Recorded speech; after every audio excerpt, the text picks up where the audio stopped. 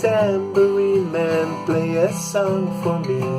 I'm not sleepy and there is no place I'm going to. Hey, Mr. Tambourine Man, play a song for me. In the jingle jangle morning, I'll come following you. Olá pessoal, olha só, Bob Dylan. Antes de mais nada, eu quero saudar a todos vocês, pessoal que tem feito as inscrições aí por último. Gente, muito obrigado, passamos dos 200 inscritos aqui no site, no canal Larry Beatles. Pessoal, muito obrigado. No próximo vídeo eu vou fazer uma relação com todos os nomes. Faço questão aqui de agradecer vocês pelos nomes. Afinal de contas, vivemos numa sociedade que nos indaga mais pelo CPF do que pelos nomes, né? Tristemente. Então eu vou fazer questão aqui de, no próximo vídeo, citar nominalmente aí os últimos inscritos, sem deixar de agradecer também os primeiros, né? Que estão dando uma força desde o começo aqui. Vamos fazer uma pequena propagandazinha antes de falar do Bob Dylan e dos Beatles, né, da intersecção entre esses dois ícones, né, do rock, da música popular. Visitem a ginger3003.mercadoshops.com.br, gente. Comprando diretamente no meu site, vocês têm um desconto de até 20%, se marcar até 30%, dependendo do disco lá. 30 já... 30 é muita coisa, tadinho de mim, né? Viu disso. E visitem lá, gente. Se vocês acharem alguma coisa, eu procuro colocar sempre alguma novidade e tal, né? Vocês entram em contato comigo, a gente conversa sobre preços e possibilidades. Valeu! E outra coisa, continuem fazendo inscrição, continuem aí dando likes, dando sugestões, opiniões. Na medida do possível, eu vou respondendo para todo mundo, gente. Eu sou muito grato a vocês que acompanham aqui o canal Larry Beatles. Bom, Bob Dylan.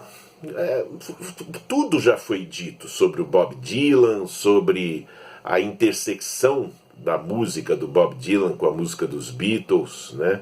Eu acho que foi um dos acontecimentos assim mais marcantes da música popular nos anos 60, sem dúvida, assim, foi uma troca de influências que perdura, né, ou perdurou, pelo menos, durante muitas décadas, né? A gente já pode falar em décadas, porque, gente, tem quase 60 anos que isso aconteceu, é brincadeira, pois é. E aconteceu o seguinte, o Bob Dylan, ele foi um cara que desde o começo, né, o Bob Dylan, assim, ele merece uma série de vídeos, né. Falar do Bob Dylan, assim, rapidamente, vou ver se eu consigo falar, porque eu adoro o Bob Dylan, né, eu sou apaixonado pelo Bob Dylan. Muita gente me pergunta, mas como é que você gosta daquele cara com aquela voz, né, horrorosa, né, de estridente, né, e assim, tocando músicas que em princípio se parecem muito, tem sempre mais ou menos a mesma levada, né? É uma boa pergunta que exige uma boa resposta. Não sei se eu vou conseguir, né, aqui nesse vídeo dar uma resposta satisfatória, né? Eu acho que o Bob Dylan, gente, realmente a voz dele é uma voz assim, para ouvir um disco inteiro com o Bob Dylan, é preciso gostar muito dele, é preciso ter um envolvimento com a obra dele, né? Assim, saber o quanto que, o que significa o Bob Dylan dentro da história da música popular, dentro da história da poesia. O cara ganhou um Nobel aí recentemente de literatura, né? Não é coisa pouca, né? Ou seja, o Bob Dylan tem uma importância na cultura popular americana e, quiçá, mundial, enorme, né? Eu, assim, a grosso modo, eu responderia que o Bob Dylan, ele, em primeiro lugar, musicalmente, a influência dele vem diretamente do blues, né, e do folk, né? Ele no começo ele fez os primeiros álbuns dele totalmente acústicos, voz e violão, eles reproduziram muito isso, né? Eram blues e eram as chamadas talk songs também, músicas faladas, né? Onde a importância da letra e do texto se destacava em relação à música. O Dylan começou, o primeiro disco dele é basicamente um disco de blues, né, com uma narrativa assim, um texto, eu digo texto me referindo às letras, obviamente, mais simples, vamos dizer, uma interferência literária muito pequena. A partir do segundo disco, Dylan começou a trabalhar mais os textos, ou seja, ele começou a fazer com que os textos das canções tivessem uma posição de destaque, enquanto a música, vamos dizer, ficou naquele território servindo de sustentação para o texto, né? E assim ele fez até o disco Another Side of Bob Dylan, né? Que aliás foi uma grande resposta às canções de amor dos Beatles, né? Então esses primeiros discos do Dylan, eles trazem essa característica da canção, que era uma canção mais concentrada no texto do que exatamente na música, nas melodias. É claro, mas ele, desde o segundo álbum, ele mostrou um talento para criar melodias que foi impressionante. Blowing in the Wind é uma música linda, ele trabalha ali em cima de 3 acordes básicos, mas tem ali uma melodia muito bonita, né? Assim como, por exemplo, Masters of War, que é uma música simples, em que ele faz um longo discurso, a Hard Rain's Are Gonna Fall, né? São músicas que têm um texto muito forte, mas você percebe ali, Don't Think Twice, It's Alright, pois é, você percebe ali que tem uma musicalidade, tem uma ideia de melodia muito forte, que ele pegava, por exemplo, das interpretações da Joan Baez, que era uma grande amiga dele naquela época, né, que tinha uma voz maravilhosa e cantava canções mais delicadas, embora fossem de protesto também, com forte cunho político. O Dylan entrou nessa, né? Peter, Paul and Mary, né? Quer dizer, ele tinha um contato. O Woody Guthrie era o grande ídolo dele, e cantores de blues, né? Então ele tem toda essa mistura nos primeiros discos dele, mas lembrando com forte ênfase no texto, nas letras das canções. Então era o que se chama assim de uma primeira categoria de canções, que eram canções mais concentradas nas letras, nas mensagens, né? E o Dylan foi conhecido, ele foi revelado ao mundo como um cantor de protest songs, né? Canções de protesto, numa época em que os Estados Unidos estavam vivendo muitos conflitos raciais, de direitos civis, né? Trabalhistas e etc e tal, né? E o Dylan foi uma voz ali que conquistou ele, a Joan Baez, né? Eles conquistaram esse espaço, foi muito importante. Aí então vieram os Beatles nos Estados Unidos em 63, com a morte, com o assassinato do Kennedy. Eu acho que a população americana, de uma maneira geral, ficou muito sensibilizada. E esses artistas jovens tiveram um impulso muito grande, ou seja, eles falaram, começaram a ser notados por essa população, vamos dizer, carente de ídolos, né? E conquistaram um espaço muito importante. O Dylan nos Estados Unidos, os Beatles, quando vieram para os Estados Unidos, foram acolhidos assim com histeria, como a gente sabe, né? Então é óbvio que ali em 64, acho que quando os Beatles voltaram pela segunda vez para os Estados Unidos, houve um encontro entre os dois, o Dylan apresentou maconha para os Beatles e tal. Ali começou uma troca de influências muito interessante. O Dylan achava, assim, fez aquele disco Another Side of Bob Dylan como uma resposta, vamos dizer, irônica às canções de amor dos Beatles, né? Então, por exemplo, tem aquela música do Another Side of Bob Dylan, que é All I Really Wanna Do. O Dylan fala ali que ele não quer ter uma menina para sempre, que ele não quer que ter um amor para sempre na vida, como pregavam as canções dos Beatles, né? Aquela coisa de amor romântico, te amo para sempre, você é meu amor para sempre. O Dylan fez um contraponto interessante com isso, né? E ele fez ali a All I Really Wanna Do, que ele diz que ele não quer escravizar uma menina, ele não quer casar com ela, tudo que ele quer é ser amigo dela e extrair o melhor possível desse relacionamento. Aí depois tem, no mesmo disco tem It Ain't In Me Baby. O Dylan fala lá que se a garota está procurando por um príncipe encantado, então é melhor ela se afastar dele, porque ele não tem nada de romântico, ele não é um cara que vai fazer juras eternas para a garota, né? Exatamente o contrário das músicas dos Beatles. Bom, essa foi o primeiro resultado desse mix, né? Vamos dizer assim.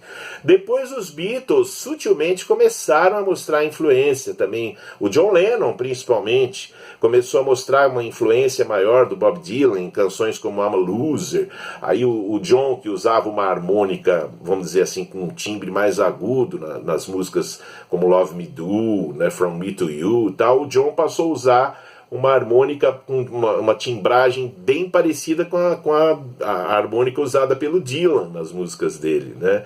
E começou também a ser um pouco mais sarcástico do que ele vinha sendo até então. I'm a Loser, o John já se coloca ali numa posição, apesar de eu rir e parecer um palhaço, por trás desta máscara eu uso uma carranca, né? Depois no Help, You Got to Hide Your Love Away, uma música acústica bem na levada do Bob Dylan, Norwegian Wood, quer dizer, os Beatles começaram também a prestar mais atenção nas letras, começaram a usar uma pegada mais acústica, usar muitos violões nas gravações, né?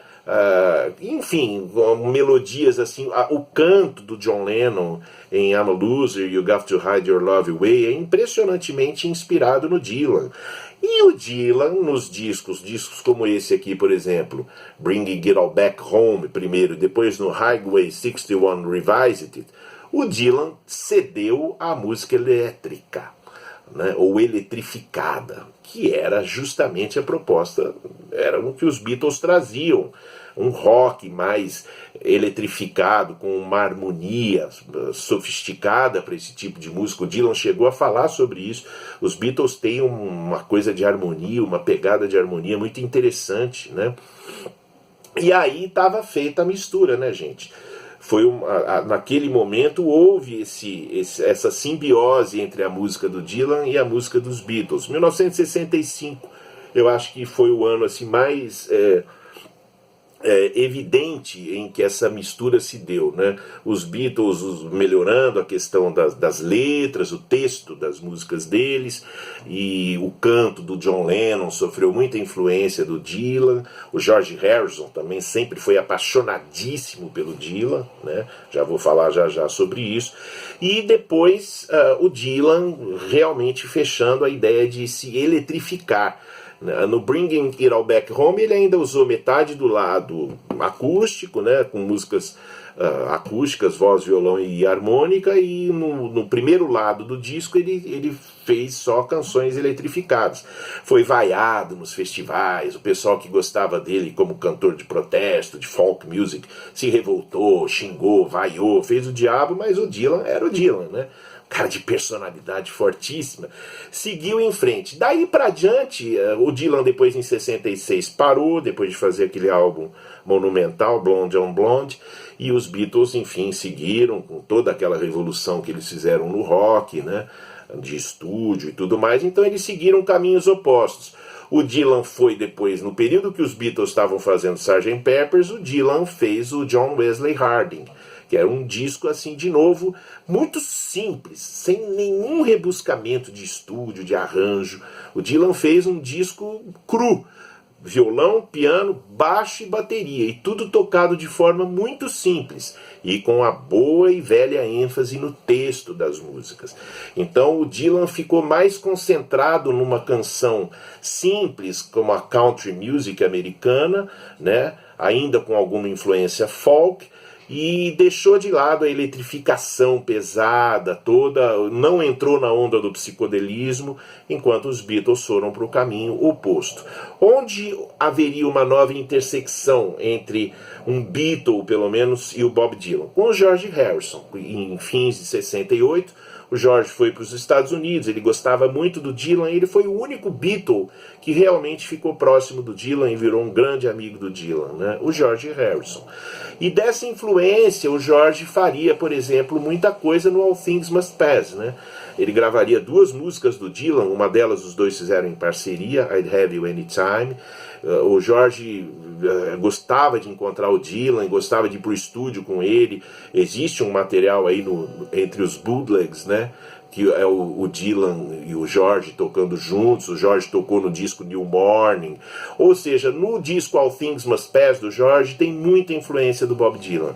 Muita influência ali. If Not For You, que ele gravou do Dylan. Behind That Locked Door, uma música que inclusive ele fez para o Dylan, em homenagem ao Dylan, que estava numa época ali de reclusão. O George fez essa música como uma saudação, um chamado para o Dylan: saia de trás dessa porta fechada, né? Se mostre, né? Concerto para Bangladesh, o Dylan topou o convite do George, eles tocaram juntos, o Dylan, o George, o Ringo e o Leon Russell.